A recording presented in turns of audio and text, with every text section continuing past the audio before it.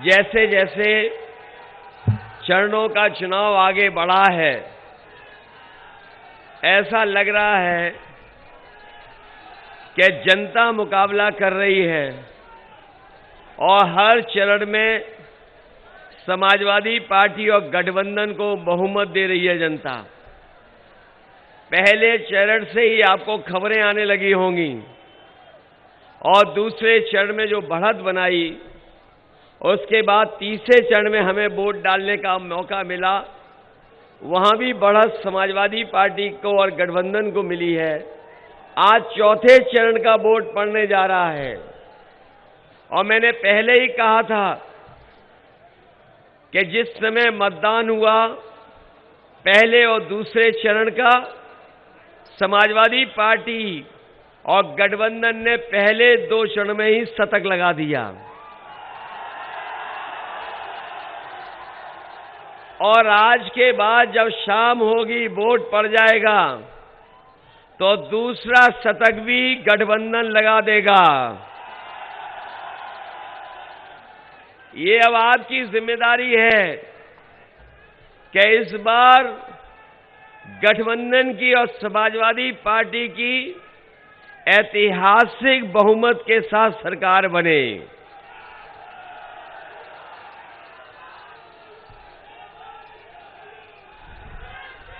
और जिन लोगों ने भी ये जन सैलाब देख लिया होगा, हो सकता है वो दूर से देख रहे हों, ये बहराइच का जन सैलाब देख करके बहुत सारे उनके नेता अदृश्य हो जाएंगे, अब दिखाई नहीं देंगे। ये लगता है ऐलान हो गया है बहराइच से कि इस बार 22 में 22 किल। ये आज मैं ऐलान मान लूं बहराइच से।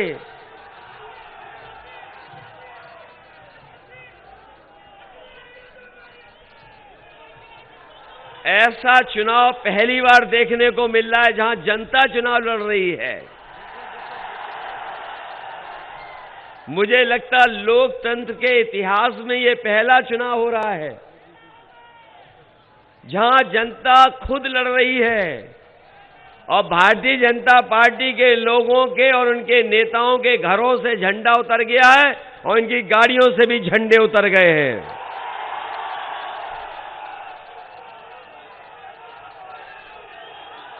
बताओ उनके चेहरे डाउन हो गए कि नहीं हो गए? मैंने कल बहराइच में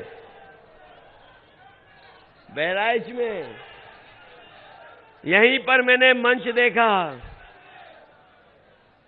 कल मैं जब मंच देख रहा था, कोई बोल रहा था और जो कुर्सियों पे बैठे थे वो ऐसा लग रहा था कि पत्थर के बैठे हुए सब लोग।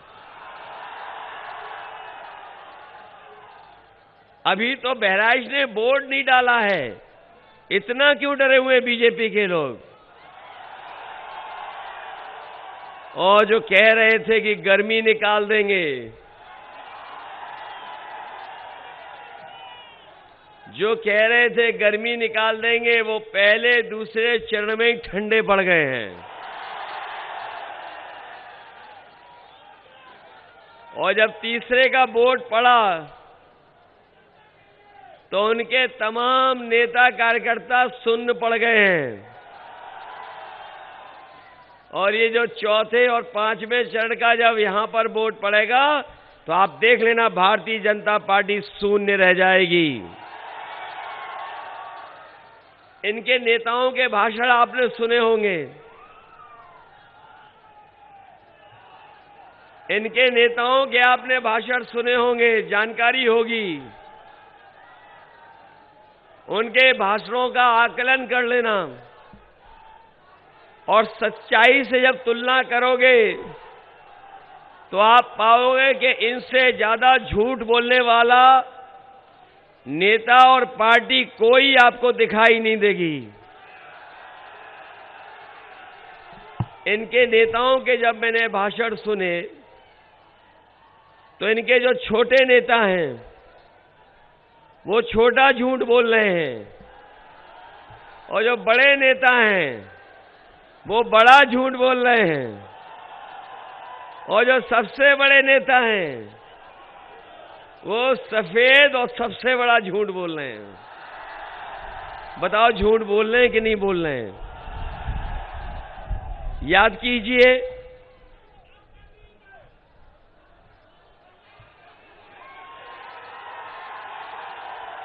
ये लगता है बहराइच के लोग पहले से ही जानते हैं कि बीजेपी के लोग झूठ बोलते हैं।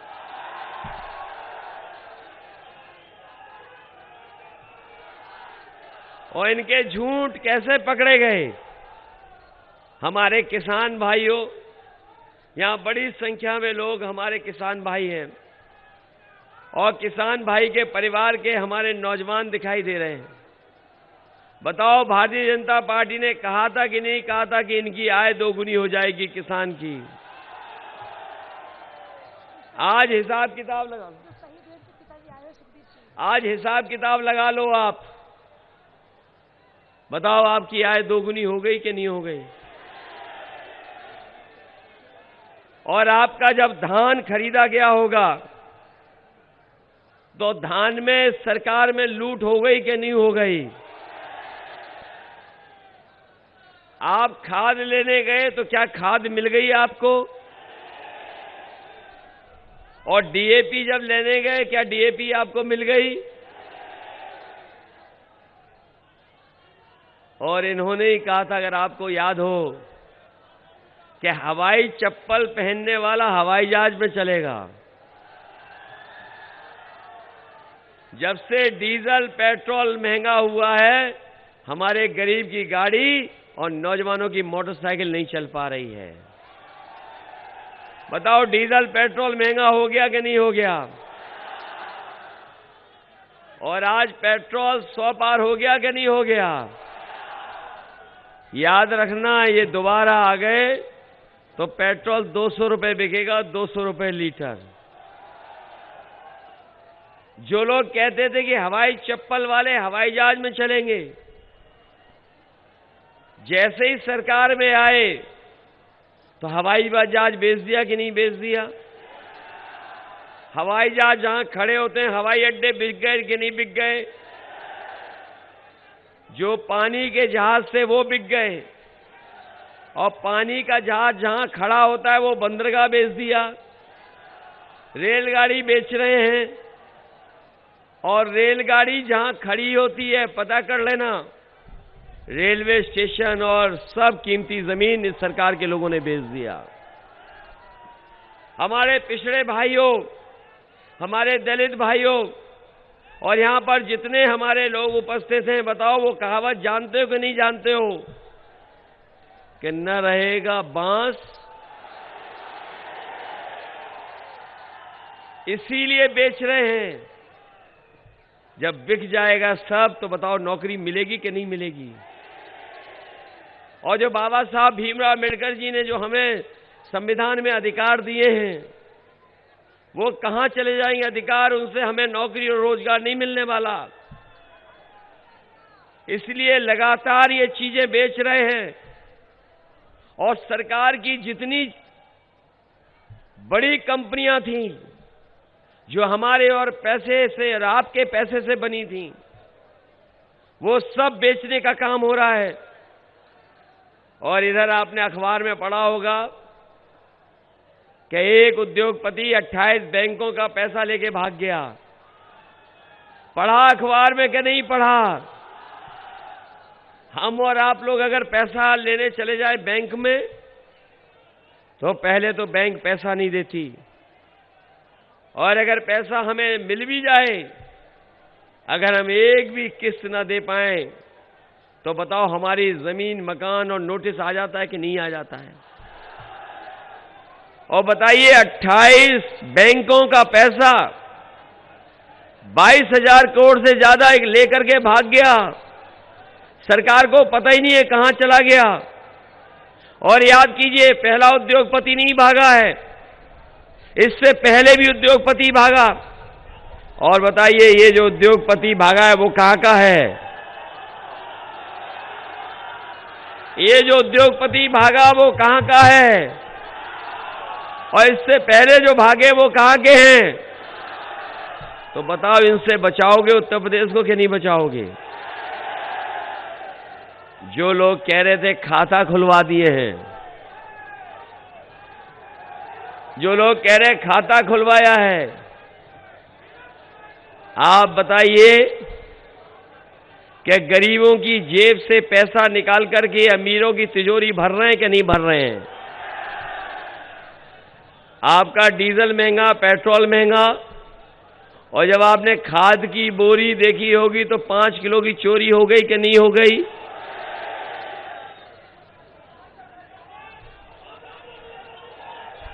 चोरी हो गई कि नहीं हो गई? और हमारे बाबा मुख्यमंत्री क्या कह रहे हैं आजकल?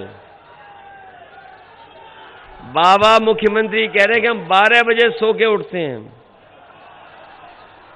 जहां जा रहे हैं वहां कह रहे हैं कि हम 12 बजे सो के उठते हैं। जब से बाबा मुख्यमंत्री ने ये कहा कि मैं 12 बजे सो के उठता हूं, हमने उनके भी घर पर नजर रख ली है। और याशिर साहब जानते होंगे कि हमारा घर और उनका घर एक ही दीवार है। इधर मैं देखता हूं कभी कभी वहां शाम को धुआं उड़ता है। और अभी कुछ दिन पहले कुछ पुताई वाले लोग जा रहे थे, मैंने पुताई वालों को रोक लिया, कहां जा रहे हो? तो बोले कि हम मुख्यमंत्री आवास में जा रहे हैं। तब पता लगा कि ये पुताई वाले इसलिए जा रहे थे कि जो धुएं के धब्बे लगे उनको पोतने जा रहे थे। और जिनको जानकारी होगी वो भी ये भी जानते होंगे कि अभी तो 10 तारीख को परिणाम आना है, बाकी है, लेकिन हमारे बाबा मुख्यमंत्री ने लखनऊ से गोरखपुर की एरोप्लेन की टिकट 11 तारीख की बुक कर रखी है।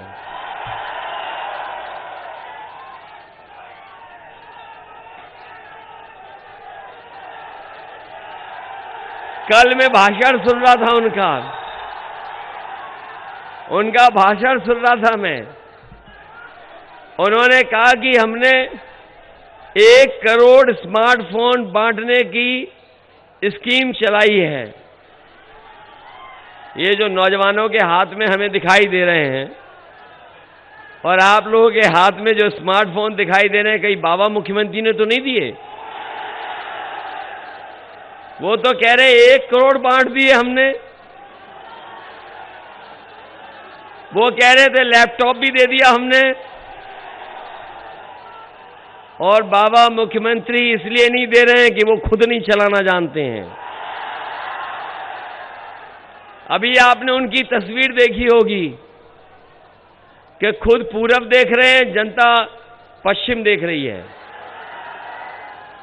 तो तब पता लगा जाकर के कि लैपटॉप के साथ साथ स्मार्टफोन भी नहीं चला पाते। जो लोग आज के जमाने में लैपटॉप स्मार्टफोन को चलाना नहीं जानते हैं, वो सोचो इसके महत्व को क्या समझेंगे कि आज के समय की कितनी जरूरत की चीज है। और यही नहीं, आपको याद होगा ये लोग पहले डोर टू डोर प्रचार कर रहे थे, घर घर जाके प्रचार कर रहे थे। जब से घरों में लोगों ने इन्हें लाल वाला सिलेंडर दिखा दिया है, ये अब घर घर जाके प्रचार नहीं कर पा रहे, दूर से ही प्रचार कर रहे हैं अब। और एक तो नेता उनके ऐसे हैं कि थूक लगा करके पर्चा बांट रहे थे। और अभी उनका एक लैपटॉप वाला जो स्टेटमेंट है, हर आदमी सुन रहा है, लोटपोट हो जा रहा है जो सुन रहा है। उन्हीं का भी एक स्टेटमेंट आया है लैपटॉप को लेकर के, और जो जो लैपटॉप का उनका स्टेटमेंट सुन रहा है वो सब लोटपोट हो जा रहे हैं। उन्होंने कहा कि 12वें के बाद जो इंटर कर लेगा उसके लैपटॉप देंगे। अरे शुक्र है उन्होंने ये नहीं कहा कि इंटर के बाद जो 10वां पास करेंगे उन्हें लैपटॉप देंगे। सोचो बीजेपी के लोग कितने घबराए हुए हैं। बताओ घबराए हुए हैं कि नहीं घबराए हुए हैं? वो नहीं जान रहे हैं कि जनता के बीच में उनके खिलाफ 440 वोल्ट का करंट है। और इस बार जब वोट पड़ेगा भारतीय जनता पार्टी का पता नहीं लगेगा कहां चलेगी भारतीय जनता पार्टी। इन्हें कोई माफ करने वाला नहीं है। बताओ आपके बगल के जिले में एक मंत्री पुत्र ने जीप से किसानों को कुचल दिया और उसी की वजह से और लोगों की जान चली गई। सरकार उसके खिलाफ कार्रवाई नहीं कर रही थी। जब हम लोगों ने सबने मिलकर के और बहुत सारे राजनीतिक दलों ने जब दबाव बनाया तब जाकर के थोड़ी बहुत कार्रवाई हुई। लेकिन आज सुन रहे हैं कि जमानत मिल चुकी है, लेकिन अभी जनता की अदालत में जमानत नहीं मिली है। यही जनता इनकी जमानत जब्त करेगी। और मैं कह के जा रहा हूं, जिस आंदोलन को लेकर के किसानों के 3 कानून आए थे, 3 कानून लाए गए थे जिनके कारण किसानों ने आंदोलन किया और सरकार को पीछे हटना पड़ा।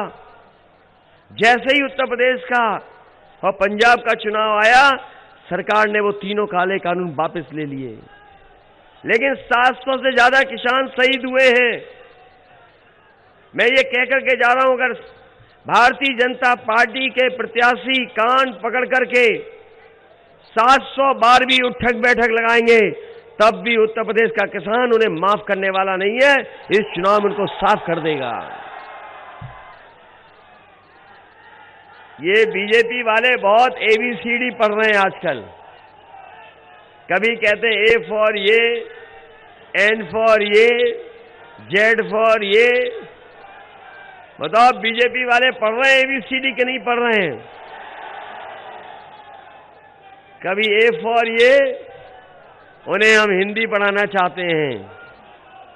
और मैंने कहा कि अगर काका गए हैं तो बाबा भी चले जाएंगे।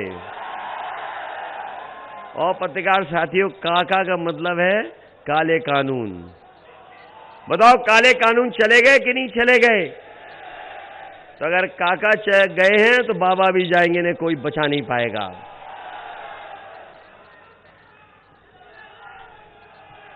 यहां पर खेतों की रखवाली करनी पड़ रही कि नहीं करनी पड़ रही है? गौशाला में जितना भी पैसा आया सरकार के लोगों ने लूट लिया। गाय मां हमारी भूखी है, जान जा रही है उसकी, और हमारे बाबा मुख्यमंत्री जी का सबसे प्रिय जानवर टक्कर मार रहा है। बताओ टक्कर मार रहा है कि नहीं मार रहा? अभी हम जैसे ही बहराइच में आए, बाबा मुख्यमंत्री जी का प्रिय जानवर हमें दिखाई दे गया सड़क पर। सोचो कैसी सरकार है। इसलिए हम आपसे निवेदन करने आए हैं कि ये चुनाव बहुत महत्वपूर्ण चुनाव है। ये चुनाव ऐसा है जो न केवल उत्तर प्रदेश को दिशा देगा बल्कि देश की राजनीति को भी दिशा देगा। ये चुनाव उत्तर प्रदेश को बदहाली से बचाने का भी है। ये चुनाव लोकतंत्र को बचाने का भी है। ये चुनाव संविधान को बचाने का भी है। इसलिए मैं आपसे अपील करने आया हूं कि ये चुनाव हमारे आपके भविष्य का चुनाव भी है। ये चुनाव हमारी जो तहजीब रही है, गंगा जमुनी संस्कृति, उसको भी बचाने का चुनाव है। ये चुनाव जहां भाईचारा को बचाने का है, वहीं हमारे नौजवान आगे कैसे बढ़े, किसान खुशहाल कैसे हो, उसका भी ये चुनाव है। इसलिए समाजवादी पार्टी ने तय किया है कि हम लोग संकल्प पत्र लेकर के आएंगे और जो हमारा घोषणा पत्र है उसमें समाजवादी पार्टी ने तय किया है कि समाजवादी सरकार बनेगी तो हमारे सभी लोगों की 300 यूनिट बिजली के लिए कोई बिल नहीं देना पड़ेगा। 300 यूनिट बिजली फ्री होगी। और वहीं हमारे किसानों के लिए सिंचाई माफ होगी। इस किसानों को कोई भी बिल नहीं देना पड़ेगा। बताओ, जब बिजली का बिल आता था तो करंट लग रहा था कि नहीं लग रहा था? और जब से समाजवादियों ने तय किया है कि 300 यूनिट फ्री दी जाएगी, तब से भारतीय जनता पार्टी की बिजली गुल हो गई है। न केवल 300 यूनिट फ्री बिजली, बल्कि समाजवादी पार्टी ने तय किया है कि प्रत्येक फसल के लिए एमएसपी प्रदान की जाएगी। चाहे हमें मंडी ठीक करनी पड़े, चाहे हमें खरीद केंद्र अच्छे करने पड़े, हम किसानों की खरीद को एमएसपी पे कराने का काम करेंगे। किसानों की सिंचाई मुफ्त होगी।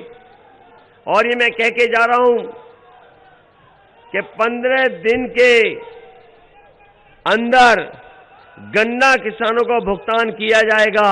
और इसके लिए 15 दिन के अंदर किसानों का गन्ने का भुगतान किया जाएगा।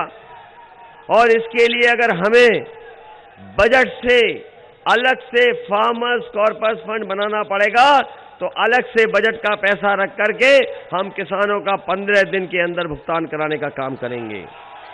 वहीं किसानों को ब्याज मुक्त लोन दिया जाएगा। हमारे बहुत सारे रिटायर्ड कर्मचारी हैं और कर्मचारियों की मांग रही कि पुरानी पेंशन बहाल होनी चाहिए।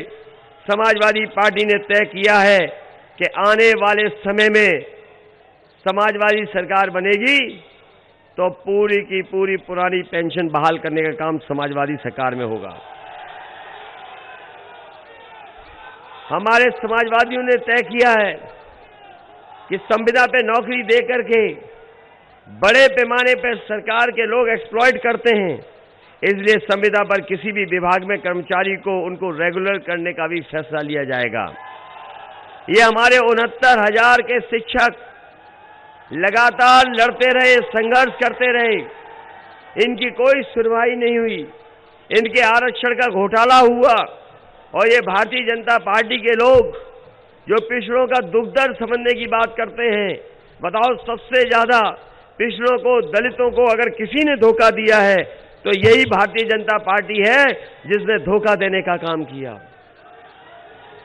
इसलिए 69,000 शिक्षक भर्ती में आरक्षण घोटाले को ठीक करके अभ्यर्थियों को चयनित करने का भी फैसला समाजवादी सरकार में लिया जाएगा।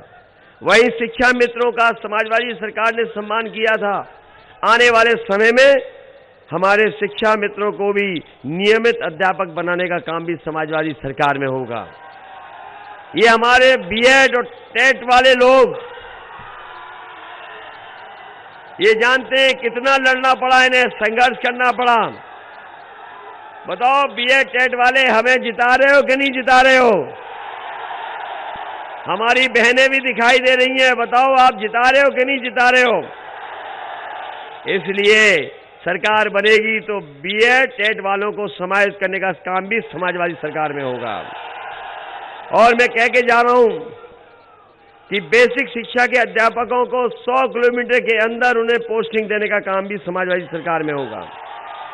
और जो हमारी महिलाएं शिक्षक हैं, शिक्षिकाओं को उन्हें गृह जनपद में पोस्टिंग देने का काम भी समाजवादी सरकार में होगा।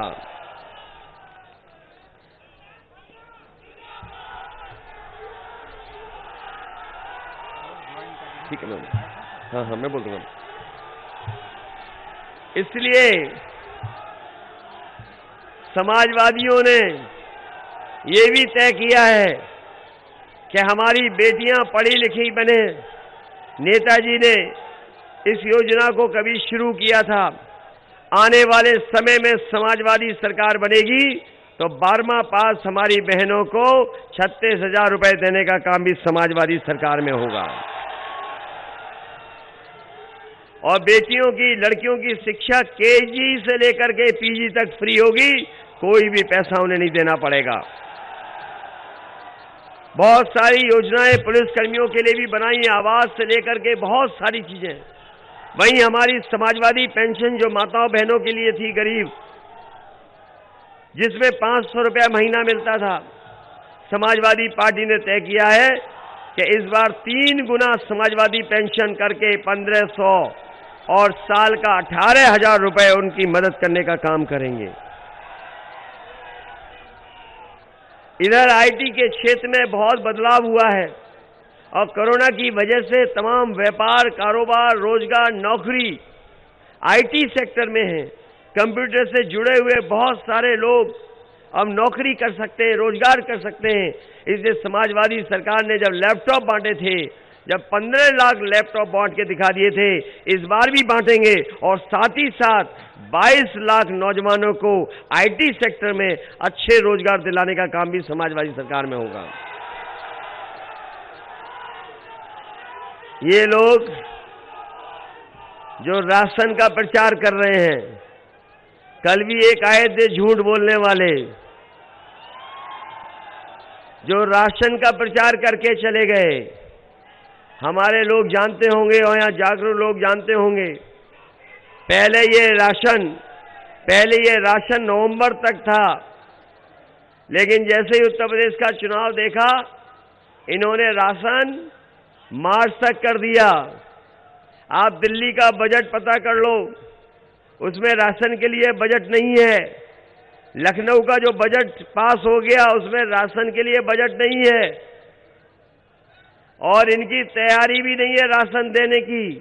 इसलिए समाजवादी पार्टी ने कहा है कि आप बटन दबाओ साइकिल का और राशन पाओ, और जब तक समाजवादी सरकार रहेगी, गरीबों को राशन देने का काम भी समाजवादी सरकार में होगा।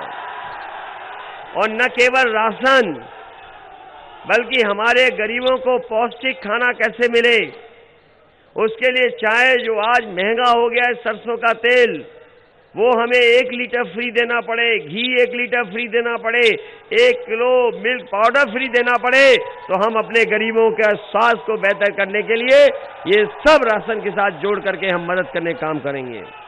और वहीं शहरों में कैंटीन के साथ साथ हमारे गरीबों को 10 रुपए में खाना मिल जाए, वो कैंटीन भी बनाने का काम समाजवादी सरकार में होगा, जिससे गरीबों का खाना मिल जाए। आपने देखा होगा इधर जब से भारतीय जनता पार्टी की सरकार आई है, इन्होंने हमारे बच्चों की पढ़ाई को बर्बाद कर दिया। बताओ, बर्बाद हो गई पढ़ाई के नहीं बच्चों की? इन्होंने कोई मदद नहीं की, हमारे बच्चों की पढ़ाई चौपट कर दी। समाजवादी सरकार बनेगी तो हमारे भविष्य की आने वाली पीढ़ी के लिए अच्छी पढ़ाई कराने का काम भी समाजवादी सरकार में होगा।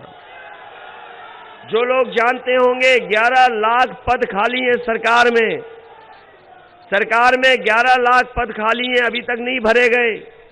हमारे कमाल के बाबा मुख्यमंत्री थे जो 24 घंटा काम करते थे, जो 24 घंटा काम करने वाले 11 लाख पद खाली हैं।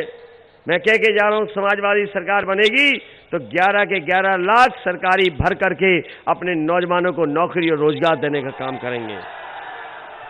जो लोग गर्मी निकालने की बात कह रहे थे, हम अपने नौजवानों से कह के जा रहे हैं कि समाजवादी सरकार बनेगी तो फौज में नौकरी और पुलिस में नौकरी निकाल करके आपके भविष्य को बनाने का काम करेंगे।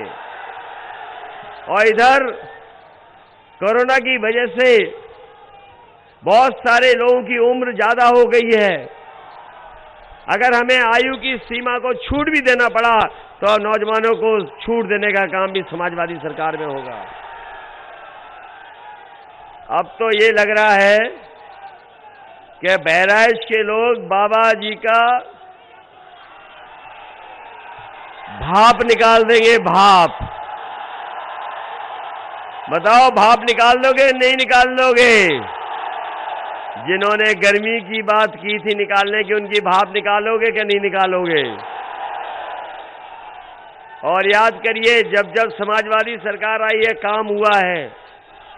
ये मेडिकल कॉलेज भी समाजवादियों की देन है, एम्बुलेंस भी समाजवादियों की देन है, जो इन्होंने खराब कर दी।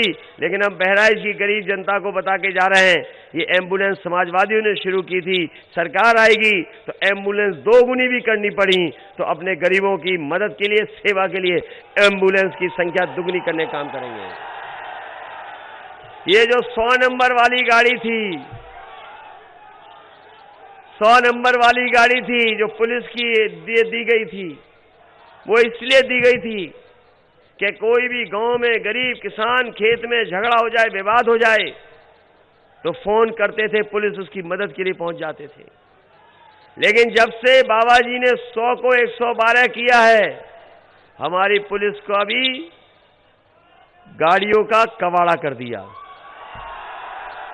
जब 100 नंबर था तो पुलिस ठीक थी, जब से 112 हुई पुलिस भी गड़बड़ा गई है। गड़बड़ा गई कि नहीं गड़बड़ा गई? इसलिए साथियों याद रखना, हम समाजवादी लोग काम करना चाहते हैं और समय पर काम करेंगे।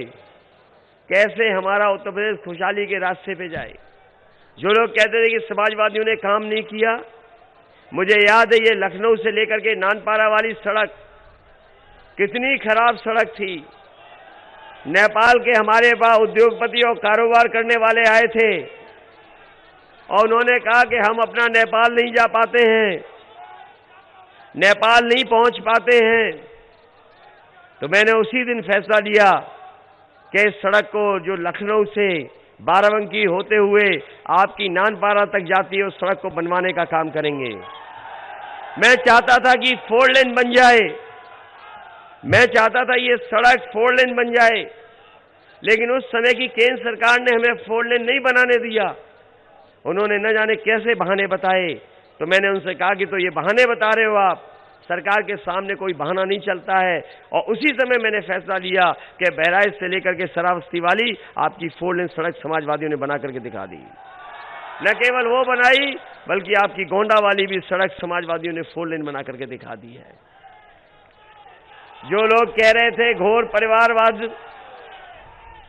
जो लोग कह रहे थे घोर परिवार, कि हम सब लोग घोर परिवारवादी लोग हैं, हमें खुशी है कि हमारा परिवार है।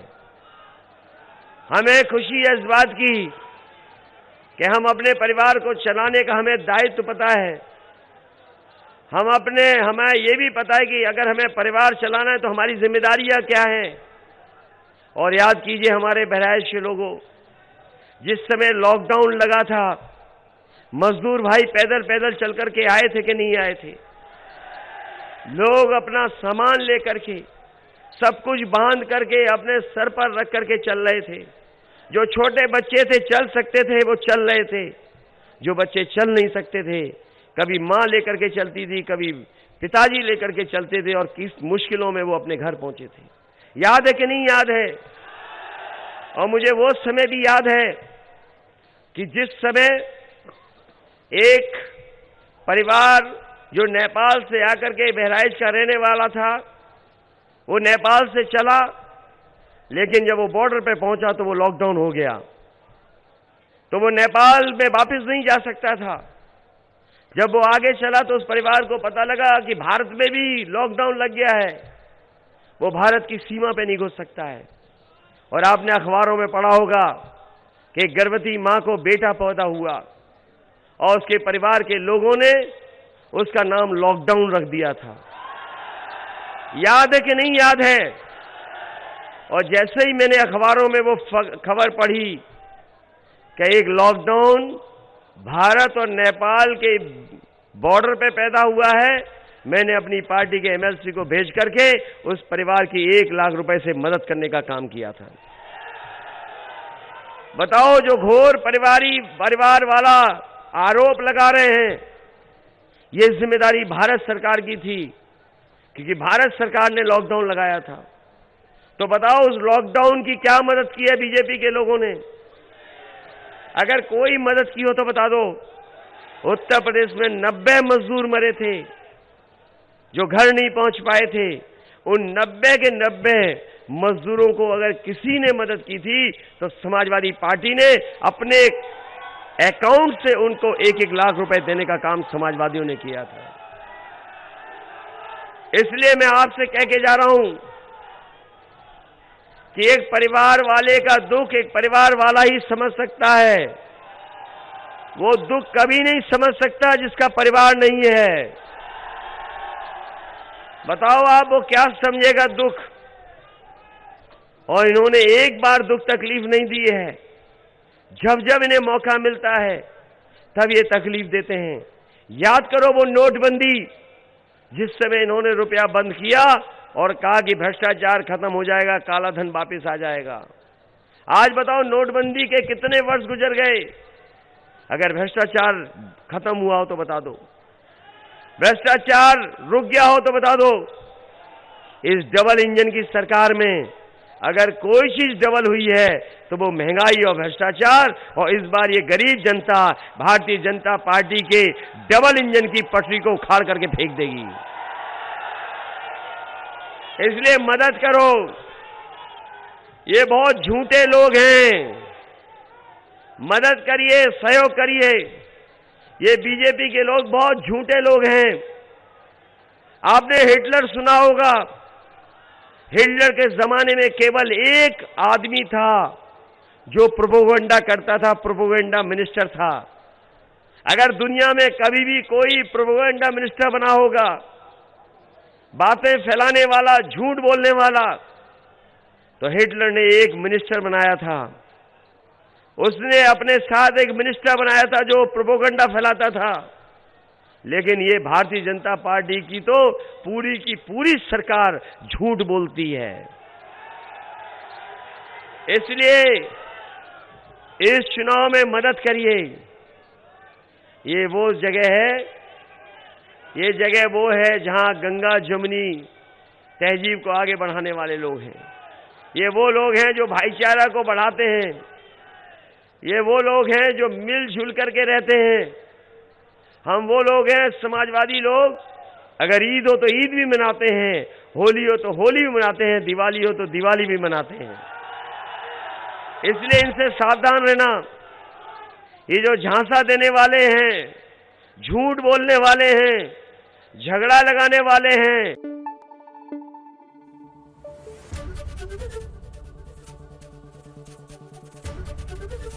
एबीपी गंगा, खबर आपकी, जुबान आपकी।